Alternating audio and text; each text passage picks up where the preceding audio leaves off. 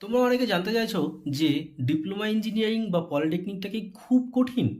দেখো, পলিটেকনিকটা কিন্তু খুব কঠিন নয়। মানে কাদের জন্য কঠিন নয়, যারা সায়েন্স ব্যাকগ্রাউন্ডের স্টুডেন্ট আছো তোমাদের জন্য ফার্স্ট ইয়ারে যেসব সাবজেক্ট পড়ানো হয় সেগুলো তোমাদের জন্য ইজি, কারণ তোমরা অলরেডি সায়েন্স নিয়ে পড়ে এসে তারপরে পলিটেকনিক করছো। কিন্তু যারা আর্টস ব্যাকগ্রাউন্ডের স্টুডেন্ট আছো তোমাদের জন্য কিন্তু একটু টাফ। টাফ বলতে তোমরা 2 বছর ইতিহাস ভূগোল পড়ে এসে তারপরে সায়েন্স ব্যাকগ্রাউন্ডে পড়াশোনা করবে, সায়েন্স নিয়ে পড়াশোনা করবে। পলিটেকনিকটা কিন্তু সায়েন্সের উপরে ভিত্তি করে টোটালি ডিপেন্ড করছে।